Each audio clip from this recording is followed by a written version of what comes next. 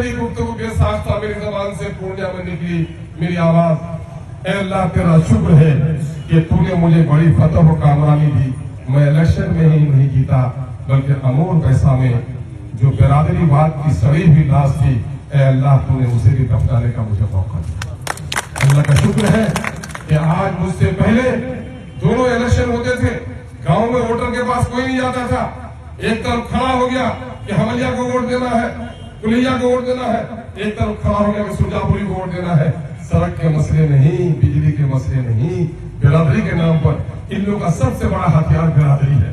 मैंने उस हथियार को भी, उसके इस जंगालू तलवार को भी तोड़ दिया है। और आज जाके देखिए अभांग में, आज जाके देखिए मचट्टा में, आज जाके देखिए झमारी में, वहां के लोग उठ खड़े हुए हैं कि तुम मेरा भाई हो सकते हो, बिरादरीवाद का नारा दे रहे हो तो बोलो मेरी बिरादरी की वोट से जीतोगे। तुमको नाज है बीजेपी की वोट से, तो तुम्हारी बिरादरी तो बीजेपी हो सकती है, हम तो तुम्हारी बिरादरी की नहीं हो सकती। इसलिए धोखा कितना दे रहा है, धोखा दे रहा है कि बिरादरी के नाम पर एक हो जाओ। तो तुम्हारी बिरादरी है, आज बीजेपी के सारे वोटर उनके हैं और बीजेपी के लोगों से अकल सीखो मुसलमानों कि बीजेपी की बिरादरी मोदी से मिलती है। मोदी ने टिकट किसी मोदी को नहीं दिया, किसको दिया? सभा जफर को दिया। उसके लोग ये समझते हैं कि मेरे मोदी का भला इसी में है कि हम इसी को वोट देवे। ये तो कहार है, दुल्हन तो मेरे राजा ही तक पहुंचाएगा, इस कहार की कोई हैसियत नहीं है, उसकी कोई हैसियत है, इसको समझनी चाहिए।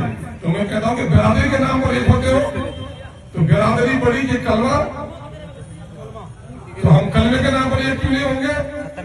बिरादरी बड़ी कि इंसाफ, हम इंसाफ के नाम पर एक होंगे। आज बैरिस्टर सुनील अवैसी जो मुसलमानों की आवाज उठा रहा है, दलितों की आवाज उठा रहा है, उसका बाजू मजबूत करने की जरूरत है कि नहीं है? अगर जो लोग कबूतर के अंडे से अगर चील और गिद्ध पैदा हो, कैसा लगेगा? मुमकिन है? नहीं है। तो कान खोलकर इन भाजपाइयों को सुना दो कि बिहार में 2 असेंबली सीट है जहां 74% माइनॉरिटी की आबादी है।